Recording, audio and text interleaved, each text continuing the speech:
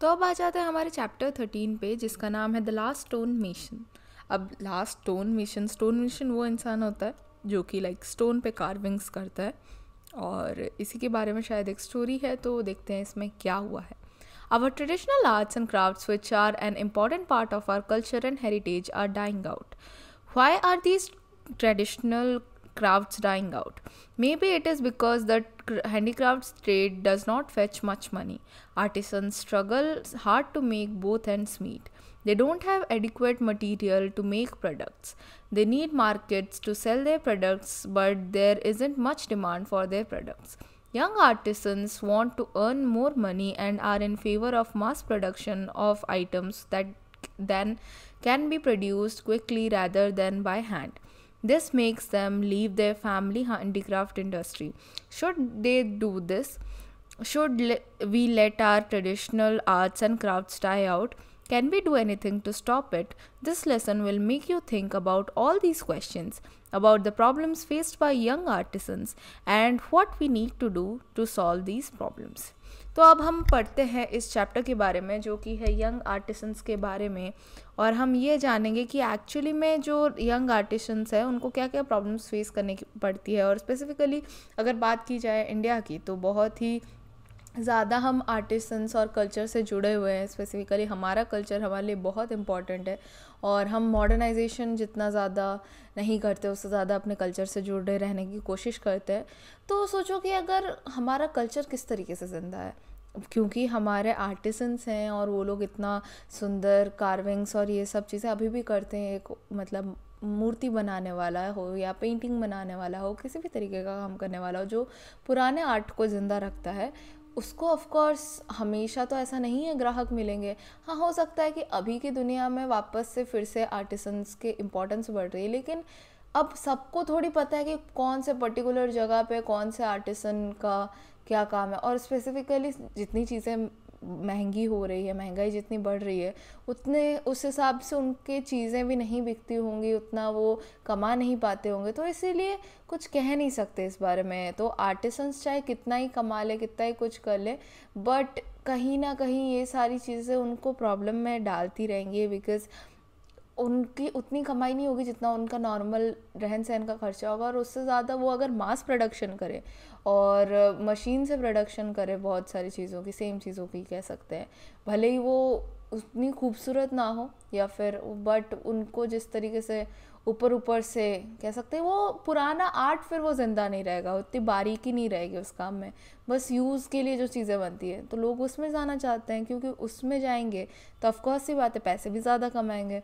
तो ऐसा तो है नहीं कि आप मतलब क्या बोलते हैं, जैसे दिए और कैंडल की बात ले लो कि या फिर दिए और चाइना लाइट्स की बात ले लो, कि दिए बनाने में और मटके और ये सब चीज़ें बनाने में बहुत टाइम लगता है, हाथ से बनता है, और एक इंसान पर्टिकुलरली एक टाइम पे इतना ही बना सकता है। लेकिन अगर बात की जाए मतलब लाइक लाइट्स की एंड ऑल, तो वो सब फट एक बार बना लो, एंड ऐसा भी नहीं है कि उसको आपने एक बार जला लिया फिर वापस जला नहीं सकते। इसमें तो बार बार तेल या घी भरते रहो और फिर वो दिए जलते हैं, और उसमें भी बहुत है कि मतलब हवा ज़्यादा तेज़ चल रही है तो नहीं जलेंगे। तो वैसी वाली बात है, वैसा टाइप का कंपैरिजन है कि अगर सेम चीज़ हम देखें कि चाइना लाइट्स में अगर सेम कंडीशंस हो, हवा ज़्यादा चल रही हो तो भी कोई प्रॉब्लम नहीं है, और बार बार कुछ डालने की ज़रूरत नहीं, वो अपना इलेक्ट्रिसिटी से चल रहा है, इलेक्ट्रिसिटी बिल भी बहुत कम आएगा कंपेयर टू द तेल और ghee that is put into it. तो उसी तरीके से अब क्योंकि जो क्या बोलते हैं मैन मेड चीज़ें इतना ज़्यादा, man made in the sense जो कि हैंडीक्राफ्ट्स ना हो के मशीन मेड कह सकते हैं, मशीन मेड और हैंडीक्राफ्ट्स की बात हो रही है। तो मशीन मेड चीज़ें इतनी स्पीड अप हो गई है, इतना प्रोडक्शन उनका बढ़ गया है कि और एक साथ उनको प्रोड्यूस किया जा सकता है, और उसमें पैसे भी कम लगते हैं। तो कहीं ना कहीं ये सब आर्टिसंस का जो इतना बारीकी वाला काम है और कल्चरल काम है, वो कहीं ना कहीं दब रहा है। अब एक्चुअली में तो दिवाली दियों का त्यौहार है, लेकिन हम जलाएंगे चाइना लाइट्स, तो फिर पता नहीं हम भगवान राम के आने का बना रहे हैं या फिर ये मना रहे हैं कि चाइना लाइट्स कैसे हम जला सकें। तो एक्चुअली जो दियों से दीपावली थी, दीप से दीपावली थी, अब वो दीपावली ना होके अब वो मतलब पता नहीं क्या चाइना लाइटावली हो गई है कि क्या हो गया पता नहीं। तो वैसे ही बात है कि यहाँ पे भी मतलब आर्ट एंड क्राफ्ट की अगर मरने की बात की जा रही है, और उसके उस टाइम पे किस तरीके से यंग आर्टिस्ट्स जो कि मतलब कि एक उनकी प्रथा चलती आ रही है, या फिर वो किसी आर्टिसन के शिष्य हैं, तो वो कैसे अपने आर्ट को ज़िंदा रखें, इन सब चीज़ों के प्रॉब्लम और सोल्यूशन सब चीज़ों के बारे में यहाँ पे डिस्कस किया जाएगा। तो इस स्टोरी को हमको पढ़ना पड़ेगा। तो देखते हैं 13.1 लिखा है, let us read the text. A sculptor loves to carve beautiful statues. He loves his art and is totally committed to it regardless of the financial difficulties he faces in doing his art. तो क्या है ना, एक जो sculptor होता है जो कि आर्ट बनाता है, वो अपने आर्ट को बहुत ज़्यादा प्यार करता है। उसको चाहे कितना भी मतलब फाइनेंशियली डिफ़िकल्टीज़ भी आ जाए, लेकिन वो अपने आर्ट बनाने में इतना ज़्यादा मंझा हुआ होता है और इतना ज़्यादा उसमें डूबा रहता है कि वो सारे मतलब डिफ़िकल्टीज़ को फेस करके भी वो अपना काम करता रहता है। Let us enter into the small world of an old artist and see what his son has to say to his father. तो अब हम क्या करेंगे, एक छोटी सी दुनिया में जाएंगे एक पुराने आर्टिस्ट के, और उसके बेटे की क्या राय है इस बारे में कि इतने डिफ़िकल्टीज़ के बाद भी हमको ये काम कैरी ऑन करना चाहिए, नहीं करना चाहिए, क्या करना चाहिए इसके बारे में, इन सब के बारे में हम जानेंगे। The young man threw the hammer and the chisel to the ground and cried, "I'm leaving you, father. I'm leaving you and your work. Look what it has brought us." तो एक यंग मैन यानी कि बहुत ही नौजवान सा आदमी, उसने क्या किया, उस जो अपने, क्योंकि वो स्कल्प्टर था और स्कल्प्टर का बेटा था, तो वो भी स्कल्प्टिंग कर रहा था और मतलब मूर्ति बना रहा था बेसिकली। तो वो उसके पास एक हथौड़ा और एक मतलब चिजल यानी पॉइंटेड एक चीज़ होती है जिसके ऊपर हथौड़ा मार मार के उसको मतलब कह सकते हैं कि खड्डे कर करके कोई भी आर्ट बनाया जाता है। तो वो अपना हथौड़ा और वो चिजल जो था वो उसको फेंक के ग्राउंड में बहुत तेज़ी से चिल्लाया और एकदम चीखा, ठीक है, क्राइड यानी कि एकदम चीखा। क्राइड मतलब यहाँ पे रोना नहीं, क्राइड यानी चीखना और लाइक चिढ़ते हुए चीखना कि मैं आपको छोड़ के जा रहा हूँ पिताजी, और मैं आपको भी छोड़ रहा हूँ और आपके काम को भी छोड़ रहा हूँ, क्योंकि देखिए ये हमको कहाँ पे ले आया है, अब हमको जानना पड़ेगा ये उन्हें कहाँ पे ले आया है। He spread out his arms, looked at the small congested dark room, the slabs of stone and marble stacked up in one corner, the cot covered with heaps of used clothes. The paint of whitewashed walls has come off. Look what it has brought us. Nothing, nothing. The young man repeated in anger. This kind of work just does not pay.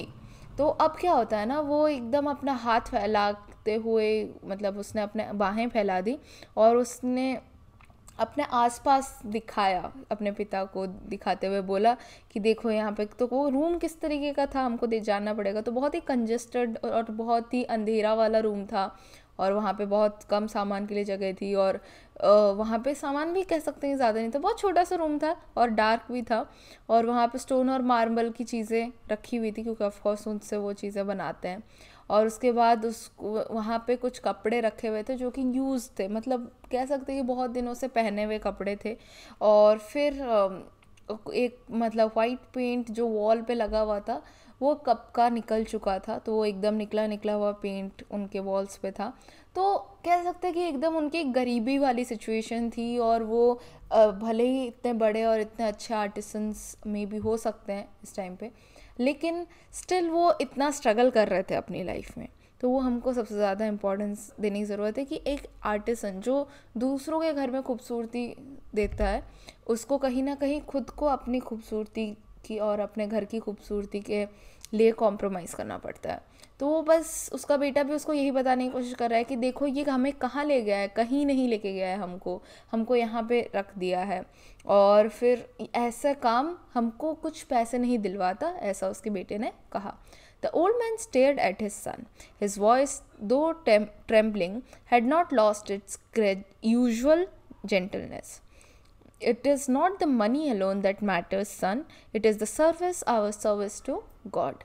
तो जो उसका पिता है वो हमेशा से मानता है कि हम जो ये काम कर रहे हैं ये सिर्फ हम ऐसे ही नहीं है कि हम पैसों के लिए कर रहे हैं, ये हम भगवान का एक काम कर रहे हैं। क्यों?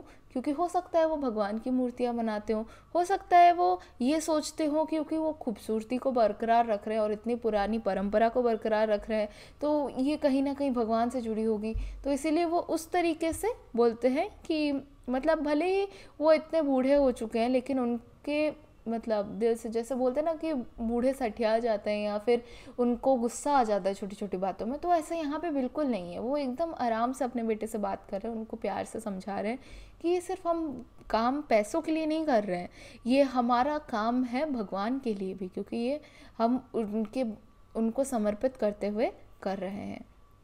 उसके बाद आता है द फादर नहीं, वो तो मैंने फादर वो सामने से बुलाता है बेटा, द फादर नहीं है। हाँ, father times have changed and so has the stone masons work, you cannot live carving sculptures for temples only, come on father, you have to mass produce like the other people in Agra.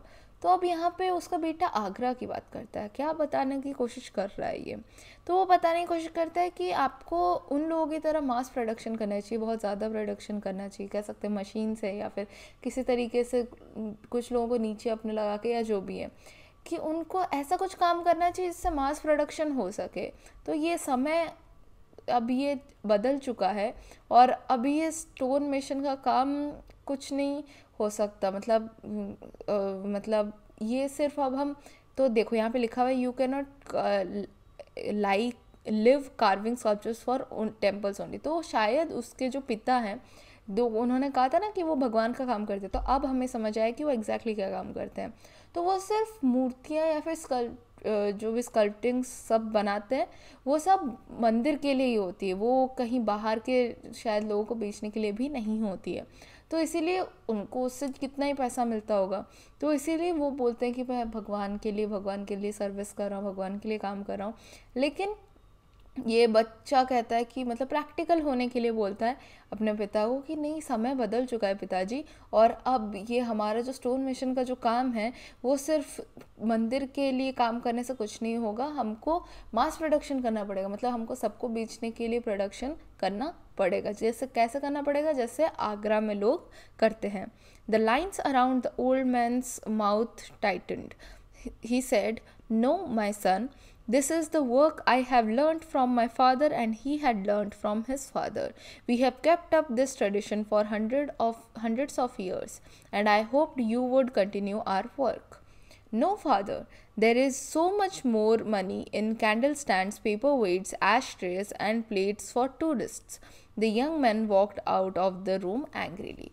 तो क्या है ना कि ये काम कर रहे हैं सिर्फ मूर्तियाँ बनाने का, वो भी मंदिरों के लिए सिर्फ, लेकिन ये उसका बेटा चाहता है कि हम ऐसी चीज़ें बनाएं जो टूरिस्ट लेके जा सके। तो इसीलिए यहाँ पे क्या होता है कि उसके जो ओल्ड मैन था वो जब बात कर रहा था और उसने अपने बेटे की ये बात सुनी कि हमको मास प्रोडक्शन करना चाहिए, तो उसका मुंह एकदम कह सकते हैं कि सावधान टाइप का हो गया और वो फिर अपने बेटे को समझाने लगा कि बेटा ऐसा नहीं है, और मैंने जो ये काम है ये मैंने अपने पिताजी से सीखा है और उन्होंने अपने पिताजी से सीखा है। हमने ये जो परंपरा है 100 साल के लिए बरकरार रखी है और मैंने सोचा था कि तुम भी इसी तरीके से इस काम को आगे करते रहोगे।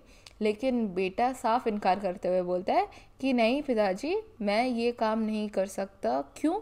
क्योंकि वो समझाने की कोशिश करता है कि जो टूरिस्ट के लिए जो एश ट्रेस हैं, जो स्मोकिंग करने के बाद जहाँ पे उसको रखा जाता है उसको बोलते हैं एश ट्रे, पेपर वेट्स कोई भी बना सकते हैं, उसके बाद कैंडल्स रखने के लिए कैंडल स्टैंड और प्लेट्स जो हैं बेचे जाते हैं। तो ये सब चीज़ें हम बना सकते हैं। और ऐसा कह के वो एकदम उसको लगा कि शायद मेरे पिताजी सुनने के मूड में तो है नहीं, या फिर मेरी बात को उतना ज़्यादा इम्पोर्टेंस दे नहीं रहे, तो इसलिए वो उस रूम से निकल गया। The old man sat before the half finished marble statue of Radha and Krishna. तो वो जो बूढ़ा आदमी था वो आधा कंप्लीट हुआ जो मार्बल स्टैचू था राधा कृष्णा का, उसके पास जाके बैठ गया। He dropped his hands into his lap and closed his eyes. He was praying. He did not seem to listen to the hesitant goodbye the son called out from the door. He sat still. तो अब क्या हुआ ना, वो उसने अपने हाथ जोड़ दिए, मतलब उसके हाथ नीचे रह गए। आई थिंक हाथ जोड़े नहीं, उसके हाथ जैसे वो क्या बोलते तपस्या की मुद्रा में होते हैं वैसे रह गए। तो वो वैसे रह गया और उसने अपने आंखें बंद की और वो तब भगवान को प्रे करने लगा। उस टाइम कह सकते याद करने लगा भगवान को। और फिर उसने ये भी नहीं ढंग से सुना कि उसके बेटे ने उसको गुड बाय बोला, मतलब उसने सुना होगा पर उसने उस पर ध्यान नहीं दिया और वो चुपचाप वहीं पे बैठा रहा। फिर मतलब फिर बात आई किसकी, किसी दूसरे इंसान की। तो वो बुला रहा है क्या, master ji, Salim the servant boy entered the workshop. His voice was filled with concern. He held a cup of tea in his hand. The old man lifted his head. He had a pale face and looked old and tired. He said, Salim, soon I will be the last stone mason here, as everyone has gone to Agra. Look, Gopal, my son has gone too. Now I will have to finish this sculpture all by myself. The old man looked at the orphan boy Salim and said, I have very little strength.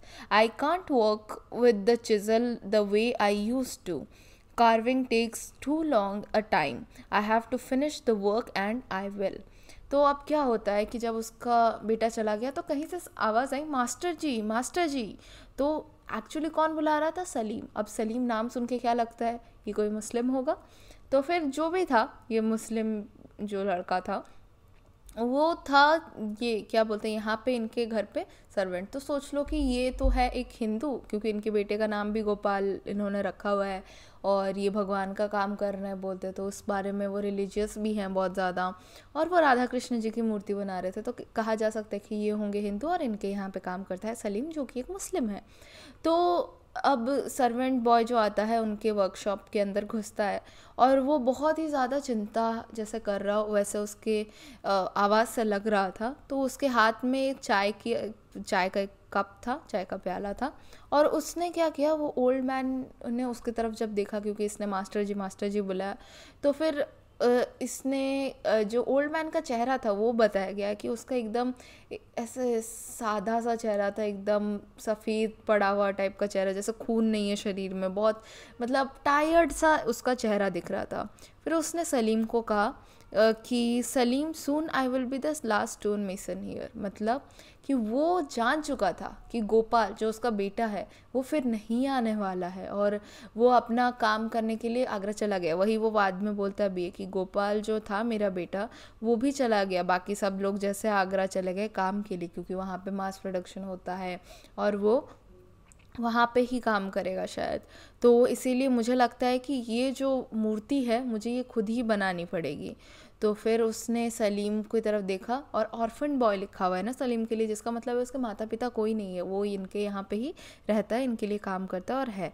तो फिर उसने कहा कि सलीम, मेरे पास बहुत कम strength है, मैं ज़्यादा ताकत और मेरे अंदर बची नहीं है, तो मैं इसको लेके जो मेरे टूल्स, चीज़ल भी एक टूल है उसका, तो उसको लेके ज़्यादा काम नहीं कर पाऊँगा।